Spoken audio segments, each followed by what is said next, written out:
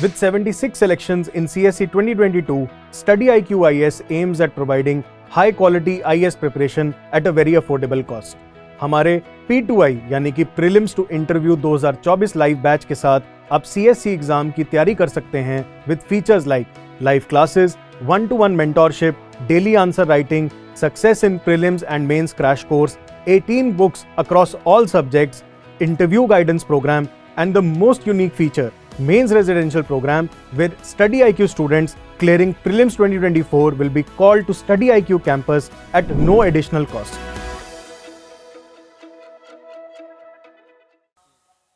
Hello, मेरा नाम अभिनव प्रकाश है और मेरी सिविल सेवा परीक्षा 2022 में 279 रैंक आया है।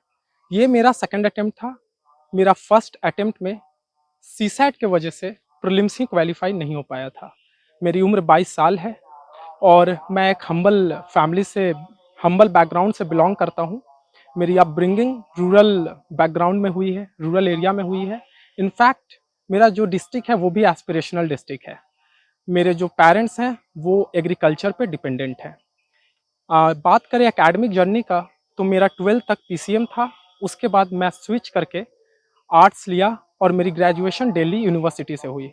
उसके बाद मेरा मास्टर्स भी दिल्ली से ही जवाहरलाल नेहरू यूनिवर्सिटी से हुई मॉडर्न हिस्ट्री में।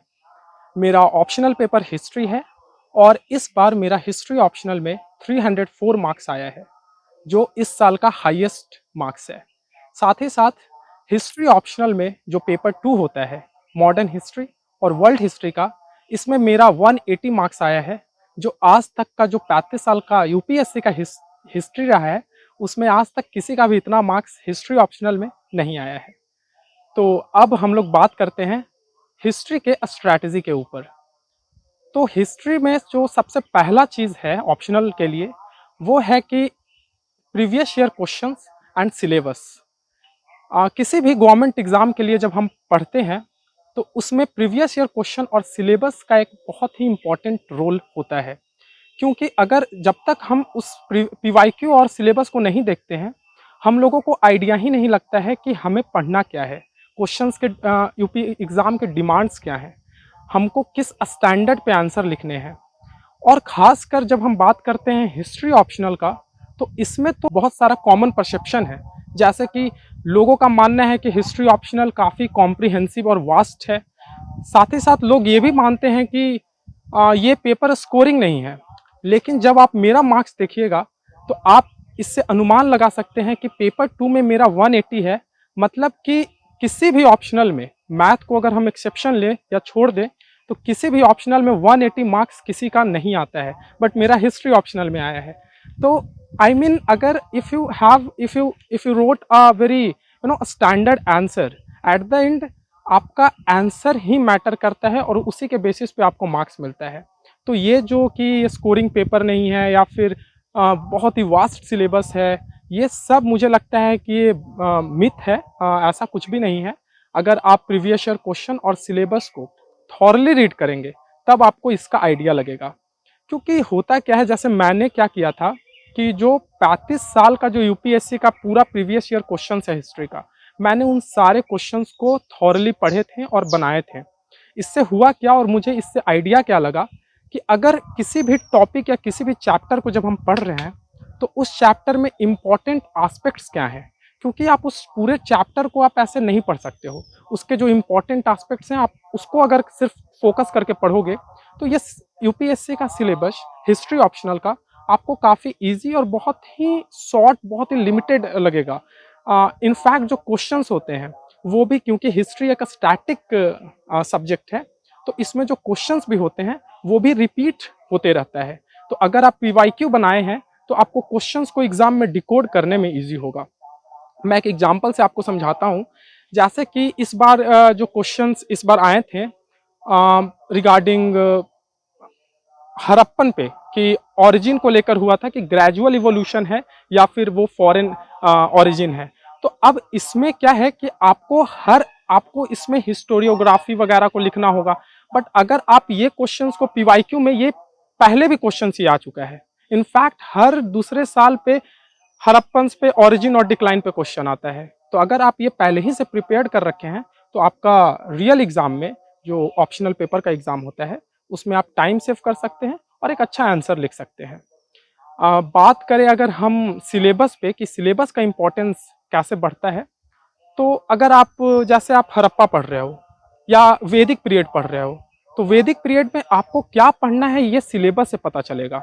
क्योंकि हम लोग सारा लेट्स से हम लोग सारा पढ़ लिए, बट क्वेश्चन में जब हम जाते हैं एग्जामिनेशन हॉल में, तो क्वेश्चन पेपर में देखते हैं कि क्वेश्चन आया है कि आप रिलीजन पे बात करें, जो उसके 3 डिवीजन ऑफ रिलीजन है वैदिक पीरियड में, टेरिटोरियल, इंटरमीडियरीज और सेलेस्टियल, तो इस पे बात करें। अब हम रिलीजन तो पढ़ते हैं लेकिन इस वे में नहीं पढ़ते हैं, लेकिन जब हम सिलेबस देखेंगे, हम पीवाईक्यू देखेंगे, तो हमको समझ में आएगा कि अच्छा इस टॉपिक्स इस चैप्टर में इस टाइप से हमें पढ़ना है, और तब हम जाके जो यूपीएससी का क्वेश्चंस का डिमांड है हम उसको मीट करेंगे।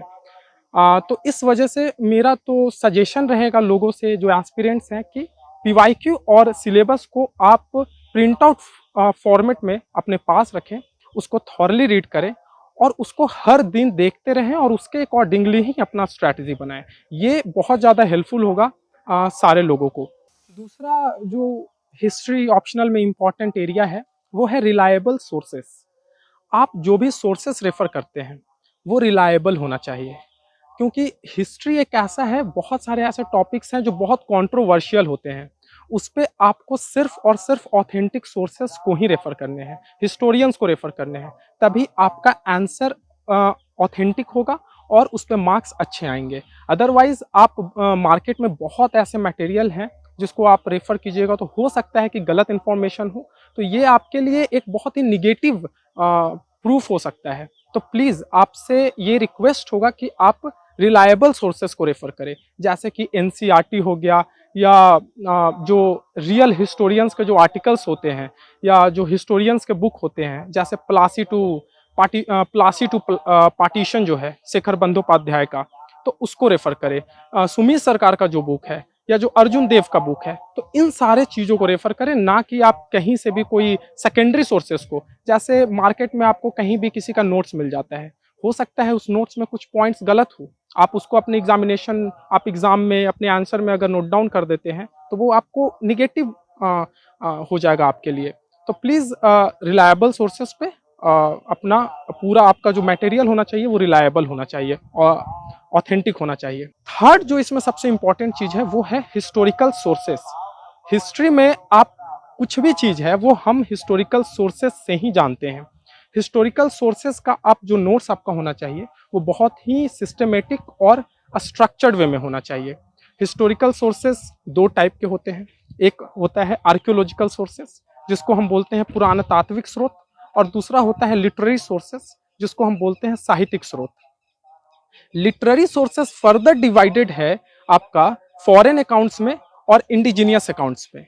इंडिजीनियस अकाउंट्स फर्दर डिवाइडेड है सेकुलर लिटरेचर में और रिलीजियस लिटरेचर में। रिलीजियस लिटरेचर फर्दर डिवाइडेड है कि ब्राह्मणिकल टेक्स्ट हो गया, ब्राह्मणिकल टेक्स्ट में जैसे पुराण है, वेद है, उपनिषद है, ब्राह्मण है, अरण्यक है, श्रुति लिटरेचर, स्मृति लिटरेचर। सेकंड है आपका जैन, और थर्ड आपका हो जाता है बुद्धिस्ट टेक्स्ट। तो ये सब पढ़िएगा जब आप इसको स्ट्रक्चर्ड वे में जब आपका आंसर होगा, तो क्योंकि डायरेक्ट क्वेश्चन इससे आता है, पूछ देगा श्रुति लिटरेचर और स्मृति लिटरेचर का डिफरेंस क्या है। तो जब आप इसको स्ट्रक्चर्ड वे में रखे होंगे तो आप इसका आंसर अच्छे से कर दीजिएगा। साथ ही साथ फॉरेन अकाउंट्स पे क्वेश्चन आ जाता है कि अरेबिक अकाउंट्स पे बात करें, इस साल ही फॉरेन अकाउंट्स पे क्वेश्चन था। तो अगर आपके पास फॉरेन अकाउंट्स का एक सिस्टमेटिक नोट्स है, फॉर एग्जाम्पल आपने दिया है कि कैसे हेरोडेटस, नियार्कस, एरिस्टोबुलस ये अलेक्जेंडर पे बात कर रहे हैं, मेगास्थनीज मौर्यन पीरियड पे बात कर रहा है, या फाइहान है, या हुआन सांग है, या अरेबियन जो सुलेमान, अल मसूदी, इब्न बतूता, अल बरूनी, जब आप इन सबको अपने आंसर में राइट डाउन कीजिएगा तो आपका मार्क्स डेफिनेटली इम्प्रूव होगा और अच्छा आएगा। तो एक स्ट्रक्चर्ड वे में हमें अपने हिस्टोरिकल सोर्सेस को के नोट्स बनाने हैं। इस साल in fact 2 questions direct historical sources पे थे, जैसे कि एक तो आपका फॉरेन अकाउंट्स पे था और दूसरा था कि वैदिक उपनिषदिक और वैदिक ट्रेडिशन से बुद्धिज्म में क्या क्या लिया गया है। अब आप उपनिषदिक जब टेक्स्ट को पढ़िएगा तभी आपको पता चलेगा कि थ्योरी ऑफ ट्रांस माइग्रेशन और रीबर्थ का कॉन्सेप्ट, ये सारा हम लोग उपनिषद से बुद्धिज्म लिया था। इसके अलावा वैदिक में रिचुअल जो था वो जो है रिचुअलिस्टिक प्रैक्टिसेस जो महायाना सेक्ट्स में आए वो वैदिक ट्रेडिशन से था। तो जब आप ये कॉम्प्रिहेंसिव स्टडी करते हैं एक इंटरलिंकेजेस आप डेवलप कर पाते हैं। इनफैक्ट क्वेश्चन डायरेक्ट ऐसे भी आ जाता है कि सेकुलर लिटरेचर पे आप वर्णन करें, सेकुलर लिटरेचर के बारे में बताएं। तो जब आपको पता होगा, आप 5-6 ऐसे नोट्स बनाए होंगे तो आपको आंसर करने में इजी होगा। फॉर एग्जांपल आपके नोट्स अगर ऐसे हैं कि अभिज्ञान शकुंतलम कालिदास का है, मेघदूत है तो वो गुप्ता पीरियड के बारे में बात करता है, चाणक्य का अर्थशास्त्र है वो मौर्यन पीरियड पे बात करता है, इसके अलावा राज तरंगनी का जो कल्हन का राज तरंगनी है वो कश्मीर हिस्ट्री पे बात करता है। तो आपका आंसर बहुत ही डायनेमिक, बहुत ही हॉलिस्टिक दिखेगा और आपका नंबर ऑब्वियसली इंप्रूव होगा। उसी तरह से आर्कियोलॉजिकल सोर्सेस जो हैं, आर्कियोलॉजिकल सोर्सेस को भी आपको स्ट्रक्चर्ड वे में ही लिखने हैं। जैसे कि उसमें माउंट्स है, क्वाइंस है, इंस्क्रिप्शंस है या टेम्पल आर्किटेक्चर्स है, तो उससे भी क्वेश्चंस डायरेक्ट आ जाएंगे कि हाथी गुम्पा इंस्क्रिप्शंस पे बात करो या किसी टेम्पल आर्किटेक्चर पे, नॉर्दर्न टेम्पल आर्किटेक्चर पे बात करो। तो जब आपके पास नोट्स होगा तो उसका आपके लिए यूज, उसको आप बहुत ही स्ट्रक्चर्ड वे में, क्योंकि सी एग्जामिनेशन हॉल में टाइम बहुत कम होता है, आपको 6 से 7 मिनट में एक structured answer, in depth analytical answer history optional में लिखना होता है। तो जब आपके पास ऑलरेडी नोट्स ऐसे होंगे जो स्ट्रक्चर्ड नोट्स हैं, तो आपका एक पिक्टोग्राफिक मेमोरी भी बनते जाएगा। जब आप पढ़ेंगे, जब रिवाइज करेंगे, रिवीजन में इजी होगा और at the end examination hall में भी आप 6-7 मिनट में अच्छा आंसर लिख पाइएगा। तो मेरा जो नोट्स होता था वो बहुत ही हिस्टोरिकल सोर्सेज का एक नोट्स होता था और हर टॉपिक पे, जैसे अगर मौर्यन पीरियड पढ़ रहे हैं तो उस टाइम का सेकुलर लिटरेचर क्या है, उस टाइम का रिलीजियस लिटरेचर क्या है, उस टाइम के आर्कियोलॉजिकल सोर्सेज क्या हैं। तो अगर मौर्यन पे क्वेश्चन आता है तो मेरा इंट्रो हिस्टोरिकल सोर्सेज से ही मेरा इंट्रो स्टार्ट होगा कि based on Arthashastra of, based on literary sources like Arthashastra of Chanakya and archaeological sources like Asoka pillar and stupas, I have reconstructed or the historians have reconstructed the history of the Mauryan period। तो इस तरह से आप intro देंगे और आपका फिर answer start होता है। तो इस तरह से हम बात किए हिस्टोरिकल सोर्सेस का। थर्ड जो इम्पॉर्टेंट चीज़ है और मुझे ऐसा लगता है कि ये बहुत ज़्यादा इम्पॉर्टेंट है, आप थ्रू आउट द प्रिपरेशन इस पे आपको फोकस रखना है कि जो आपका स्टडी हो वो इंटरलिंकेज एक दूसरा से इंटरलिंक्ड हो। जब आप किसी टॉपिक को पढ़ते हैं तो उसके सोशल डायमेंशन, उसके इकोनॉमिक डायमेंशन, उसके कल्चरल डायमेंशन, उसके पॉलिटिकल डायमेंशन और उसके एडमिनिस्ट्रेटिव डायमेंशन, इन सब पे आपको फोकस करके रखना है। साथ ही साथ उस पे हिस्टोरियोग्राफी क्या है, अभी हम लोग हिस्टोरियोग्राफी पे भी बात करेंगे। तो इंटरलिंकेज से क्या होता है कि आप जैसे इस बार गुप्ता पीरियड से लेके कुषाणा पीरियड तक के ऊपर इंटरलिंकेज में ही तो क्वेश्चन था कि आप इकोनॉमिक इंटरलिंकेज बताएं गुप्ता पीरियड से कुषाणा पीरियड पे। तो जब इकोनॉमिक पढ़ रहे हैं, एक इंटरलिंकेज के साथ आप पढ़ रहे हैं, एक से दूसरे को कनेक्ट करके, तो आपका आंसर ऑब्वियसली बहुत अच्छा और बहुत सिस्टमेटिक होगा। नेक्स्ट अब हम लोग बात करते हैं हिस्टोरियोग्राफी के ऊपर। किससे हिस्ट्री में सबसे ज्यादा इंपॉर्टेंट क्या है? EH कार कहते हैं कि हम लोग फैक्ट्स, हिस्टोरियंस क्या करते हैं, उनके पास फैक्ट्स और डेटा होता है, लेकिन based on their on ideology वो हिस्ट्री को कंस्ट्रक्ट करते हैं या रिकंस्ट्रक्ट करते हैं। तो हिस्टोरियोग्राफी बहुत ज़्यादा इंपॉर्टेंट है। किसी भी टॉपिक्स पे हिस्टोरियंस के अपने ओपिनियन होते हैं। बहुत सारे हिस्टोरियोग्राफी हैं, जैसे कि मार्क्सिस्ट है, नेशनलिस्ट हैं, रिवाइजनिस्ट हैं, सबाल्टन हिस्टोरियोग्राफी हैं। आपको उनका नाम और टॉपिक पे उनका क्या रोल है, क्या उनका ओपिनियन है, ये बहुत ज़रूरी है। अब हम एक एग्जाम्पल से समझने का कोशिश करते हैं। जैसे इस बार एक क्वेश्चन था कि हड़प्पा का ओरिजिन, मतलब जो अर्बन डेवलपमेंट था हड़प्पा का, वो फॉरेन अकाउंट से था, मेसोपोटामियन ओरिजिन था या फिर ग्रेजुअल इवोल्यूशन था। तो जो फॉरेन हिस्टोरियंस हैं, जैसे कि जो कैम्ब्रिज स्कूल्स के हैं या नियो कैम्ब्रिज स्कूल के जो हिस्टोरियंस हैं, जैसे गार्डनर ब्राउन हो गए हैं या मॉर्टिमर विलर हो गए हैं, तो उनका मानना था कि मेसोपोटामियन ओरिजिन है। लेकिन वहीं जो नेशनलिस्ट हिस्टोरियंस हैं, उनका मानना है कि नहीं, ये ग्रेजुअल इवोल्यूशन है। जो रिवाइजनिस्ट स्कॉलर है वो यही मानते हैं कि ये ग्रेजुअल इवोल्यूशन है। तो हमको उनके ओपिनियन को देना है। सिमिलरली हर दूसरे या तीसरे साल रोल ऑफ आयरन पे क्वेश्चन आता है कि सेकेंड अर्बेनाइजेशन में आयरन का रोल क्या था। अब इस पे भी अगर आप मार्क्सिस्ट हिस्टोरियन को देखें, जैसे DD कोसाम्बी हो गए, RS शर्मा हो गए या डीएन झा हो गए, तो इनका जो ओपिनियन है वो है कि रोल ऑफ आयरन बहुत ही इंपॉर्टेंट रोल, आयरन का बहुत इंपॉर्टेंट रोल सेकेंड अर्बनाइजेशन में रहा है। लेकिन जो और हिस्टोरियंस हैं, जो रिवाइजनिस्ट हिस्टोरियंस हैं, उनका मानना है कि नहीं, आयरन से ज़्यादा उस टाइम का जो पॉलिटिकल, सोशल और रिलीजियस डेवलपमेंट हुआ था, जो एडमिनिस्ट्रेटिव डेवलपमेंट हुआ था, वो मेजर फैक्टर था behind the second urbanization. Similarly अगर फ्यूडलिज्म पे क्वेश्चन आता है तो उस पे पूरा हिस्टोरियंस का डिबेट है। हरबंस मुखिया का कुछ और ओपिनियन है, डीएन झा का कुछ और ओपिनियन है, आरएस शर्मा का कुछ और ओपिनियन है ना। चोला मैरीटाइम पे इस बार एक क्वेश्चन था, तो अब चोला मैरीटाइम पे डीएन झा कुछ और कहते हैं, वाईएन सुब्बारेलु कुछ और कहते हैं और नीलकंठ शास्त्री कुछ और कहते हैं। तो हिस्टोरियोग्राफी हर टॉपिक पे आप हिस्टोरियंस के एंगल को जरूर देखिए, उनका ओपिनियन को जरूर देखिए। मौर्यन पे अगर क्वेश्चन आ जाता है कि क्या मौर्यन का जो पॉलिटी है वो सेंट्रलाइज्ड है, डिसेंट्रलाइज्ड है, तो उस पर रोमिला थापड़ कुछ और कहती हैं, फॉरेन स्कॉलर्स कुछ और कहते हैं। तो ये जो है ये आपको आपके आंसर को और वैल्यू एडिशन का काम करता है, साथ ही साथ बहुत एनरिचमेंट भी देता है आपके आंसर में। और ये आपके नंबर इंप्रूव का, मुझे लगता है कि आप जितना ज़्यादा हिस्टोरियंस को कोट करेंगे आपका नंबर इंप्रूव होने का चांस उतना ही बढ़ेगा। इनफैक्ट मैंने ऑलमोस्ट सारे क्वेश्चंस में हिस्टोरियंस को कोट किए थे। मॉडर्न हिस्ट्री में एक क्वेश्चन था रिगार्डिंग नेशनलिस्ट, तो मैं स्टार्ट ही दीपेश चक्रवर्ती के कोटेशन से किया था। मतलब इस टाइप से मेरा आंसर था। अगर क्वेश्चन है मनसबदार या किसी पे तो इरफान हबीब का स्टेटमेंट से। मराठा पे क्वेश्चन है तो एंड्रे विंक का स्टेटमेंट, सीए बैली का स्टेटमेंट, सतीश चंद्रा का स्टेटमेंट, इरफान हबीब का ओपिनियन। सो ये सारा चीज़ आपका ऑलरेडी प्रिपेयर्ड होना चाहिए हर टॉपिक पे। हिस्टोरियोग्राफी बहुत इंपॉर्टेंट है। नेक्स्ट है हिस्ट्री ऑप्शनल में हिस्टोरिकल टर्म्स। आप कोई भी आंसर लिखते हैं, अगर सोशियोलॉजी आपका ऑप्शनल है तो सोशियोलॉजिकल टर्म्स होता है, आपको उसको लिखना ही है।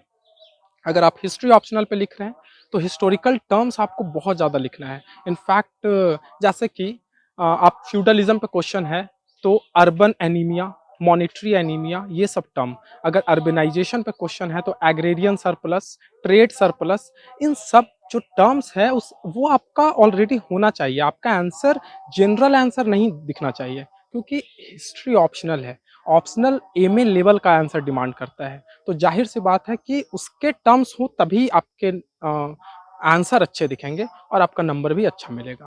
नेक्स्ट है कीवर्ड्स। क्वेश्चंस हम डिकोड नहीं कर पाते हैं, तो हमको सबसे पहले क्वेश्चंस डिकोड करना है कि क्वेश्चंस का डिमांड क्या है, और ये पता चलता है क्वेश्चंस के कीवर्ड्स से। अगर क्वेश्चन में डिस्कस है तो हमें उस क्वेश्चंस को डिस्कस करने हैं। अगर क्रिटिकल एनालिसिस है तो हमें उस क्वेश्चंस के उसके प्रोज लिखने हैं और साथ ही साथ उसके क्रिटिकली भी उसको एनालाइज करना है उस स्टेटमेंट को। अगर एलुसिडेट है तो उसको पॉइंट वाइज में लिखना है, उस चीज़ को आपको जस्टिफाई करना है जो स्टेटमेंट है। तो कीवर्ड्स को आप प्लीज़ ध्यान से देखें क्वेश्चंस में और उसके अकॉर्डिंगली आप आंसर करें। अगर कीवर्ड डिस्कस है और आप एलुसिडेट करते हैं तो कोई लॉजिक नहीं बनता है और उस पर आपका मार्क्स भी मुझे नहीं लगता है कि उस पर आपको मार्क्स मिलेगा। तो प्लीज़ कीवर्ड्स पे फोकस्ड जरूर करें। नेक्स्ट है हिस्ट्री ऑप्शनल में डायग्राम।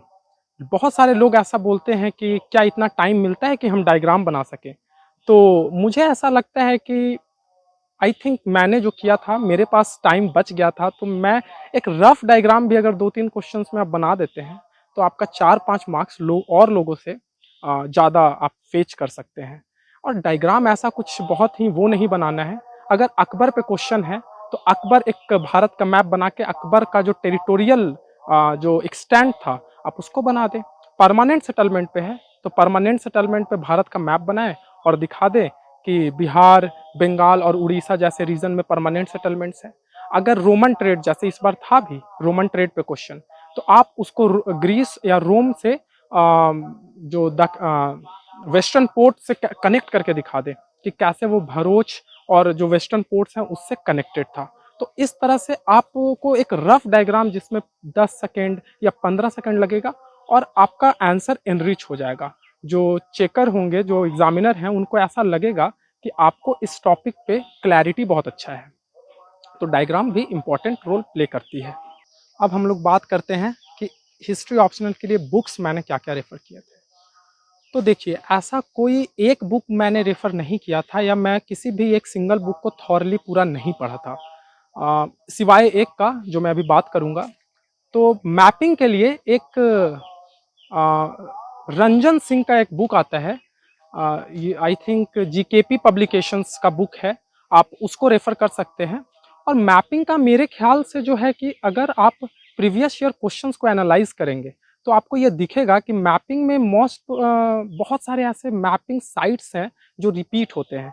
जैसे कि अतिरम पक्कम हो गया, या बेगरम हो गया, या संगना कल्लू हो गया, संगना कुल्लू हो गया, जो भी ये सब साइट्स हैं, लंघनाज है, ये सब साइट्स बगोर है या बुरजहोम है, चिरांद है, ये सब साइट्स रिपीट होते रहते हैं।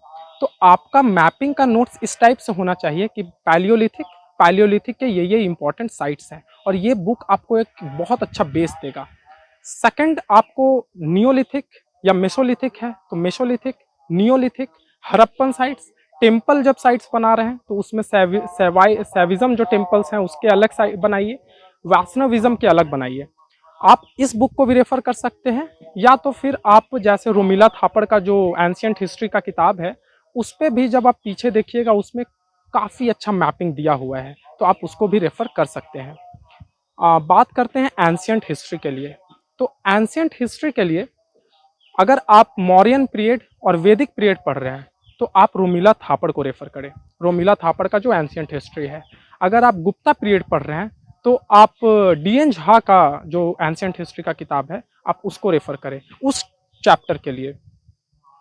और इसके अलावा आप इग्नू का मटेरियल और मगध महिला कॉलेज का मटेरियल रेफर करें। सी, आपका अप्रोच क्या होना चाहिए कि आप जैसे किसी भी टॉपिक्स को आप पढ़ रहे हैं, ठीक है, आप किसी भी चैप्टर को लेट से पढ़ रहे हैं, तो या आप प्रीवियस ईयर क्वेश्चन उस चैप्टर पे बना रहे हैं, तो ये देखिए कि उसका आंसर आपको कहाँ पे मिलेगा, वो टॉपिक आपका कहाँ से कवर होगा।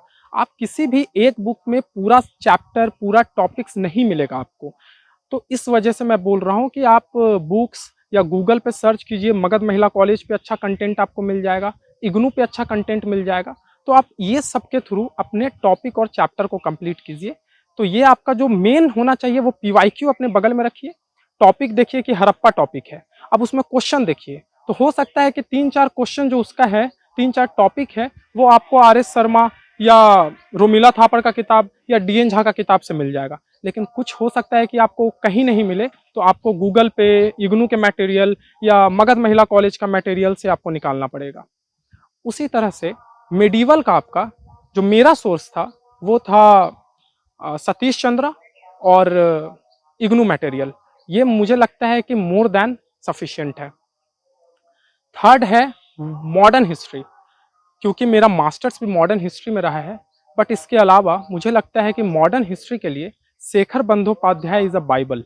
आप देखिएगा अगर पीवाईक्यू, तो शेखर बंदोपाध्याय से डायरेक्ट उसका जो वहाँ का लाइन है वो उठा के यूपीएससी पूछ देता है। जैसे कि एक क्वेश्चन था 1935 एक्ट पे, जो जवाहरलाल नेहरू जी का स्टेटमेंट है कि सारा इंजन तो है बट उसमें ब्रेक ही नहीं है। तो उस स्टेटमेंट को डिकोड आप नहीं कर सकते हैं क्योंकि उसमें 1935 एक्ट नहीं लिखा था। तो उस क्वेश्चंस को, उस स्टेटमेंट को डिकोड कर आप तभी सकते हैं जब आप ऐसा कोटेशन सुने हुए हों। तो शेखर बंदोपाध्याय से वो डायरेक्ट उठाया था। इस बार भी जो साइंटिफिक रिवॉल्यूशन पे था ड्यूरिंग कॉलोनियल पीरियड, वो ज्ञानेंद्र पांडे का लाइन से उठाया है जो शेखर बंदोपाध्याय में है। इसके अलावा आप रंजन चक्रवर्ती को रेफर कर सकते हैं, उसमें भी बहुत अच्छा कंटेंट है और हिस्टोरियंस के कोटेशंस हैं जो आपको बहुत ज़्यादा आंसर एनरिचमेंट में हेल्प करेगा। जैसे मेरा कोई भी क्वेश्चंस होता था, फॉर एग्जांपल प्लासी प्लंडर पे है, तो क्योंकि मैंने रंजन चक्रवर्ती पढ़े थे, तो रंजन चक्रवर्ती में क्लाइव का एक स्टेटमेंट है कि I have not such a scene of anarchy, confusion, bribery, extortion I have never seen or heard in any part of country but in Bengal. तो ये प्लासी प्लंडर पे उसका स्टेटमेंट था। मैंने इस स्टेटमेंट से ही स्टार्ट किए थे। रेलवे पे क्वेश्चन है तो डीएच बुचानन का क्या उस पर लाइन है, वो आप सब, ये सब जो कंटेंट है, ये सब जो कोटेशंस है, वो आपको रंजन चक्रवर्ती से मिल जाएगा। इसके अलावा वर्ल्ड हिस्ट्री पे अगर हम बात करें तो वर्ल्ड हिस्ट्री के लिए आपका एक तो रंजन चक्रवर्ती, वर्ल्ड हिस्ट्री के लिए भी रंजन चक्रवर्ती का किताब बहुत अच्छा है, और साथ ही साथ आप जैन एंड सिन्हा और अर्जुन देव जो कि एनसीईआरटी है, आप उसको रेफर कर सकते हैं। ये मोर देन इनफ होगा। अब हम लोग बात करते हैं करंट अफेयर्स का क्या इंपॉर्टेंस है हिस्ट्री के ऑप्शनल में। देखिए, करंट अफेयर बहुत ज़्यादा इम्पॉर्टेंट हो जाता है। अगर कुछ हिस्टोरिकल चीज़ें चल रही है तो उसी से जोड़ के स्टैटिक पे क्वेश्चन आ जाएगा। फॉर एग्जाम्पल, सिनोली एक्सकेवेशन चल रहा है या कीलगुड़ी का एक्सकेवेशन हुआ, तो वो किस पे हुआ? वो हुआ मेगालिथिक साइट्स है, मेगालिथिक साइट्स पे। तो मेगालिथिक साइट्स पे डायरेक्ट क्वेश्चंस आ जाएंगे। या अगर लेट्स से अभी लक्षित बुरफुकन बहुत ज़्यादा न्यूज़ में थे, तो battle of Sarai Ghat important हो जाता है, होम किंगडम बहुत इंपॉर्टेंट हो जाता है। तो इस तरह से आपको स्टैटिक और कल्चरल को लिंक करके पढ़ना है। फाइनली मैं उन स्टूडेंट से कहना चाहूँगा जो इसके लिए प्रिपेयर कर रहे हैं कि आप कॉन्फिडेंट रहें, कंसिस्टेंट रहें, और हार्ड वर्क का कोई सब्स्टिट्यूट नहीं है। साथ ही साथ आपका जो सर्कल होना चाहिए वो एक पॉजिटिव सर्कल होना चाहिए, जो आपको मोटिवेट करे इस एग्जाम को निकालने के लिए, ना कि आपको डिमोटिवेट करे। I think all the best for all the aspirants. Thank you.